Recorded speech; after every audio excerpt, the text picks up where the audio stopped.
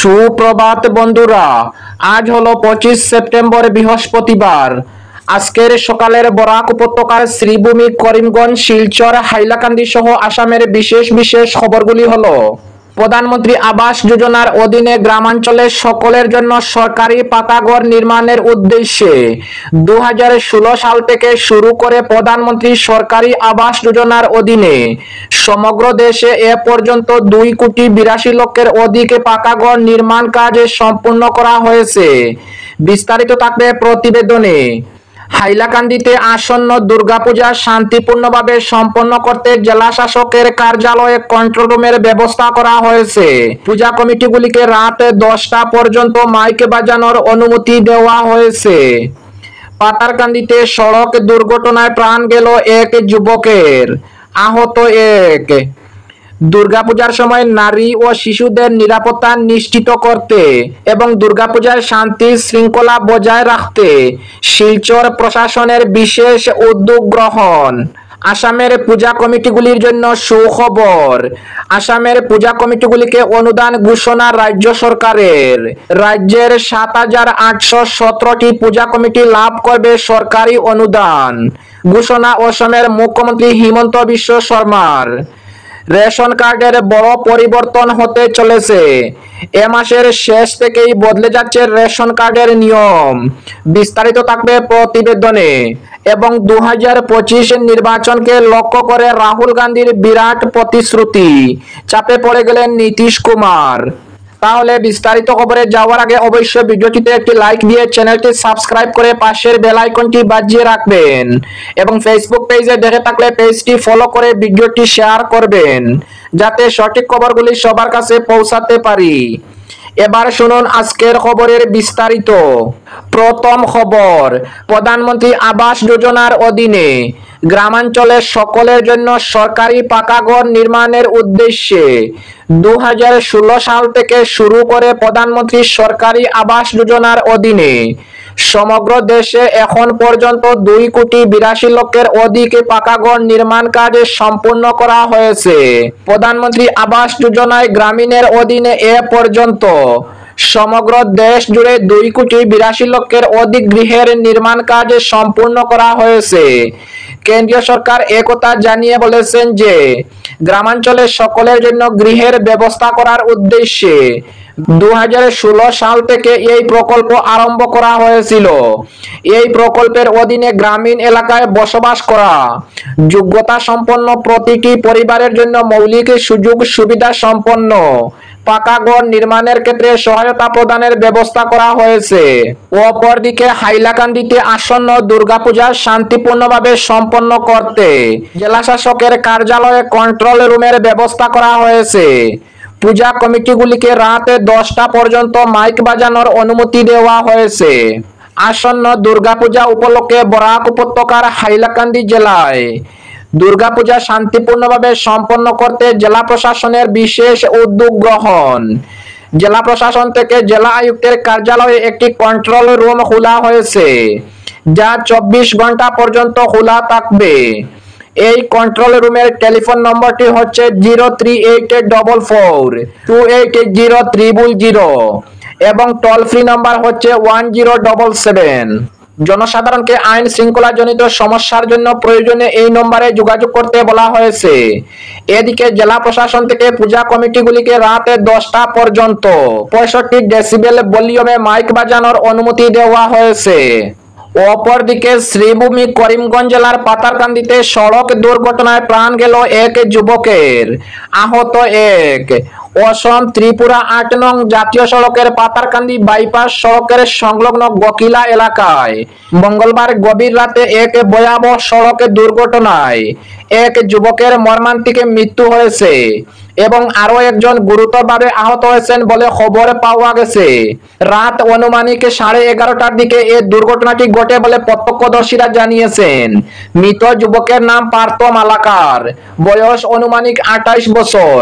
তিনি পাতারকান্দির পার্শ্ববর্তী দুয়ালিয়া পার্ট 2 গ্রামের বাসিন্দা বলে জানা গেছে। দুর্ঘটনায় গুরুতর আহত অপরজনের পরিচয় প্রাথমিকভাবে জানা যায়নি। প্রত্যক্ষদর্শী দেওয়া তথ্য মতে জানা যায়, লোয়ারপুয়া অভিমুখে ছুটে চলা একটি যাত্রীবাহী অটোরিকশাকে হঠাৎ একটি অচেনা গাড়ি পেছন দিক থেকে ধাক্কা মারে। ধাক্কার জেরে অটোটি নিয়ন্ত্রণ হারিয়ে বিপরীতমুখী একটি বোলেরো পিকআপ ভ্যানের উপর মুখোমুখি সংঘর্ষে লিপ্ত হয়। এ ভয়ঙ্কর সংঘর্ষের তীব্রতায় অটোরিকশাটি ছিটকে গিয়ে সড়কের পাশের একটি খেতে পড়ে যায়। দুর্ঘটনায় ঘটনাস্থলে প্রাণ হারান দুয়ালিয়া ২ নম্বর ওয়ার্ডের বাসিন্দা পার্থ মালাকার। গুরুতর আহত অবস্থায় অটোরিকশার আরেক যাত্রী দ্রুত উদ্ধার করে স্থানীয়রা পাতারকান্দি ব্লক প্রাথমিক স্বাস্থ্য কেন্দ্রে নিয়ে যান। খবর পেয়ে পাতারকান্দি থানার পুলিশ ঘটনাস্থলে পৌঁছে উদ্ধার কাজে হাত লাগায়। পাতারকান্দি থানার পুলিশ জানিয়েছে, দুর্ঘটনাস্থল থেকে ক্ষতিগ্রস্ত অটো ও বোলেরো ভ্যান বাজেয়াপ্ত করা হয়েছে। তবে পেছন দিক থেকে ধাক্কা দেওয়া অপরিচিত গাড়িটির সন্ধান এখনো পাওয়া যায়নি। মর্মান্তিক এই ঘটনায় এলাকায় নেমে এসেছে গভীর শোকের ছায়া। গ্রামবাসীরা পার্থ মালাকারের অকাল মৃত্যুতে শোকাহত। দুর্ঘটনার কারণ খতিয়ে দেখতে পুলিশ তদন্ত শুরু করেছে বলে জানা গেছে। ঘটনার খবর পেয়ে স্থানীয় সামাজিক সংগঠন জিপিএফ এর কর্মীরা দ্রুত ঘটনাস্থলে ছুটে যান এবং আহতদের উদ্ধার কাজে হাত লাগান। পরে তারা পাতারকান্দি থানায় পুলিশকে খবর দিলে পুলিশ ঘটনাস্থলে পৌঁছে নিহত ও আহতদের উদ্ধার করে স্থানীয় পাতারকান্দি হাসপাতালে পাঠায়। পুলিশ জানিয়েছে, দুর্ঘটনার সঠিক কারণ অনুসন্ধান করা হচ্ছে। তবে অনেকের ধারণা মতে অতি দ্রুত গতি ও অসাবধানতার কারণে এই দুর্ঘটনাটির মূল কারণ।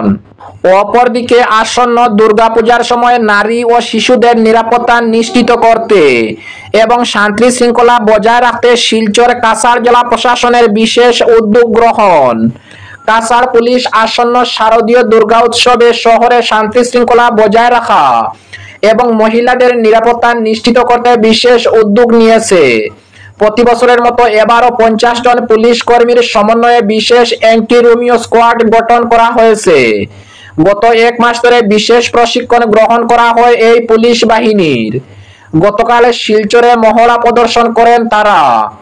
এ সম্পর্কে বক্তব্য রাখতে গিয়ে জেলার পুলিশ সুপার নুমাল মাহতা বলেন, পূজার দিনগুলিতে অ্যান্টি রোমিও স্কোয়াড শহরের সব জায়গায় নজর রাখবে। নারী ও শিশুদের নিরাপত্তা নিশ্চিত করাই এই বাহিনীর মূল লক্ষ্য। পুলিশ সুপার আরো বলেন, পূজার সময় যদি কোনো ব্যক্তি শহরে অশান্তি সৃষ্টি করার চেষ্টা করে তবে অ্যান্টি রোমিও স্কোয়াডে দ্রুত ঘটনাস্থলে পৌঁছে প্রয়োজনীয় পদক্ষেপ গ্রহণ করবে। অপরদিকে আসামের পূজা কমিটিগুলির জন্য সুখবর। আসামের পূজা কমিটিগুলিকে অনুদান ঘোষণা করেছে রাজ্য সরকার। রাজ্যের ৭,৮১৭টি পূজা কমিটি লাভ করবে সরকারি অনুদান। ঘোষণা অসমের মুখ্যমন্ত্রী হিমন্ত বিশ্ব শর্মার। অসমের ৭,৮১৭টি পূজা কমিটিকে আর্থিক অনুদান দিয়েছে রাজ্য সরকার। গতকাল বুধবার রাজ্যের মুখ্যমন্ত্রী ডক্টর হিমন্ত বিশ্ব শর্মা জানিয়েছেন, অসমের ৭,৮১৭টি দুর্গাপূজা কমিটিকে 10,000 টাকা করে আর্থিক অনুদান প্রদান করা হয়েছে।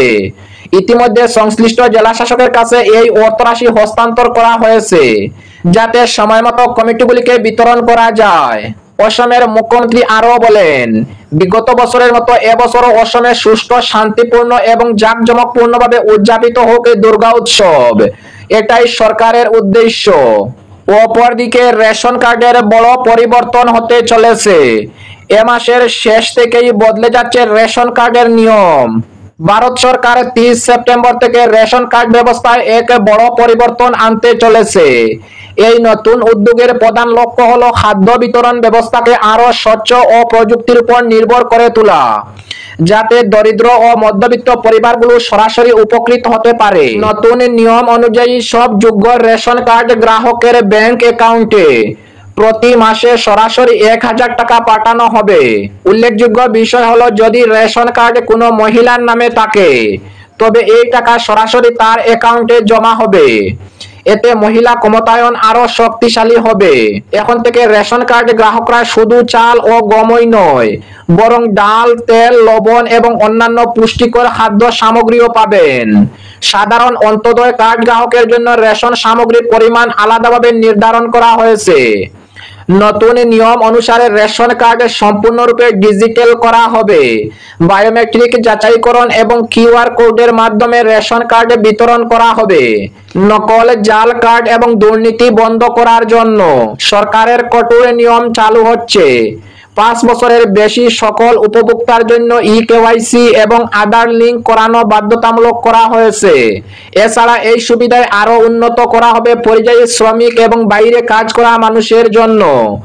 এর ফলে যে কোনো উপভোক্তা দেশের যে কোনো প্রান্তে বসে নিজের রেশন সংগ্রহ করতে পারবেন। রেশন দোকানের পরিচালনা এবং কার্ডের প্রদান হিসাবে মহিলাদের অগ্রাধিকার দেওয়া হবে। যোগ্য পরিবারগুলিকে প্রতি বছর 6 থেকে 8টি ভর্তুকিযুক্ত গ্যাস সিলিন্ডারও দেওয়া হবে। কৃষক পরিবারগুলো বিনামূল্যে উচ্চমানের বীজও পাবে। এর পাশাপাশি রেশন কার্ডের সঙ্গে যুক্ত সব কাজ, যেমন নাম যোগ করা, বাদ দেওয়া বা ঠিকানা পরিবর্তন করা, এবার থেকে পুরোপুরি অনলাইনে করা যাবে। তবে কেবলমাত্র সেই সব পরিবার এই সুবিধার যোগ্য হবে যাদের আয় একটি নির্দিষ্ট সীমার মধ্যে রয়েছে। সরকারি কর্মচারী এবং নকল কার্ডধারীরা এই প্রকল্পের সুবিধা থেকে বঞ্চিত হবেন। ডিজিটাল পরীক্ষার মাধ্যমে সমস্ত জালিয়াতি বন্ধ করা হবে। এবং আজকের শেষ খবরটি, 2025 নির্বাচনকে লক্ষ্য করে রাহুল গান্ধীর বিরাট প্রতিশ্রুতি। চাপে পড়ে গেলেন নীতিশ কুমার। বিহার বিধানসভা নির্বাচনে 2025-এর আগে ভোটারদের মনে জয় করতে মুখ্যমন্ত্রী নীতিশ কুমার যখন একের পর এক জনমোহিনী ঘোষণা করেছেন, ঠিক তখনই বিরোধী ইন্ডিয়া শিবির সুকৌশলে তার ভোট ব্যাংক আঘাত হানার চেষ্টা করলো। বুধবার পাটনায় কংগ্রেসের কার্যকরী কমিটির বৈঠক থেকে অতি পিছিয়ে পড়া ইবিসির জন্য বিশেষ আইন প্রণয়ন এবং সংরক্ষণ বাড়ানোর প্রতিশ্রুতি দিলেন লোকসভার বিরোধী দলনেতা রাহুল গান্ধী। ইবিসিদের জন্য বিশেষ আইন ও 10 সংকল্প পাটনায় অনুষ্ঠানে কংগ্রেস সভাপতি মল্লিকার্জুন খাড়গে এবং আরজেডি নেতা তেজস্বী যাদবের পাশে নিয়ে রাহুল গান্ধী ইবিসিদের জন্য 10টি সংকল্প ঘোষণা করেন। এর মধ্যে সবচেয়ে বড় ঘোষণাটি হলো বিশেষ আইন। ইবিসিদের জন্য একটি বিশেষ আইন তৈরি করা হবে যা তফসিলি জাতি, এসসি ও উপজাতি এসটি আইনের মতো হবে। এর ফলে এই শ্রেণীর মানুষের সামাজিক সুরক্ষা উল্লেখযোগ্যভাবে বাড়বে। সংরক্ষণ বৃদ্ধি, ইবিসিদের জন্য বর্তমানে থাকা সংরক্ষণে 20% থেকে বাড়িয়ে 30% করা হবে। এছাড়া ইন্ডিয়া শিবির ঘোষণা করেছে যে এসসি, এসটি, ওবিসি এবং ইবিসিদের জন্য মোট সংরক্ষণে 50% করার সিদ্ধান্ত নেওয়া হয়েছে। নীতিশের ভোট ব্যাংকে কৌশলী আঘাতে বিহারের রাজনীতিতে জাতিগত সমীকরণ সব সময় নির্ণায়ক ভূমিকা নেয়। জনসংখ্যার প্রায় 36% হওয়ায় ইবিসিরা প্রতিটি রাজনৈতিক দলেরই লক্ষ্য। রাজনৈতিক বিশ্লেষকদের মতে ইবিসিদের মধ্যে নীতিশ কুমারের গ্রহণযোগ্যতা বাকিদের তুলনায় কিছুটা হলেও বেশি, যা তার রাজনৈতিক প্রতিপত্তির মূল চালিকা শক্তি। সেখানেই এবার কৌশলে আঘাত হানার চেষ্টা করলো বিরোধীরা। এক সময় লালু প্রসাদ যাদবের সঙ্গে ছাত্র আন্দোলনে শুরু করেও জাতিগত সমীকরণের প্রশ্নেই তাদের রাজনৈতিক বিরোধিতার সূত্রপাত।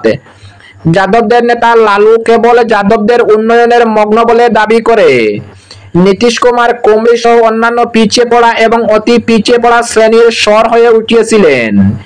এবার কংগ্রেস সহ বিরোধীরা ইবিসিদের মন পেতে এই বড় প্রতিশ্রুতি দেওয়ায় নীতিশের দীর্ঘদিনের রাজনৈতিক সমীকরণে বড়সড় চাপ সৃষ্টি